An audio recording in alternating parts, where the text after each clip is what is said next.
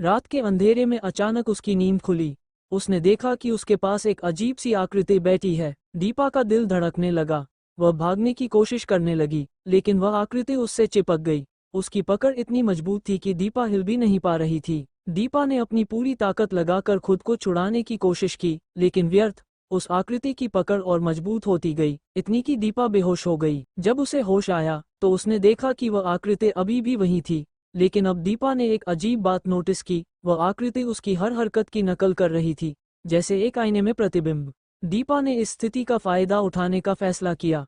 वह धीरे धीरे अपने बैग की तरफ बढ़ी। उसने बैग से एक छोटी पुड़िया निकाली जिसमें पवित्र भस्म थी। उसने वह पुड़िया उस आकृति की तरफ बढ़ाई। जैसे ही भस्म उस आकृति को छुई, एक अजीब बात हुई।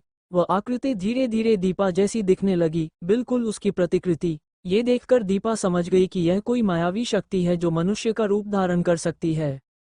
दीपा ने तुरंत भस्म को हवा में उछाला और एक प्राचीन मंत्र का उच्चारण किया जो उसकी दादी ने सिखाया था। भस्म उस मायावी आकृति पर पड़ते ही वो धुएं में बदल गई और हवा में विलीन हो गई।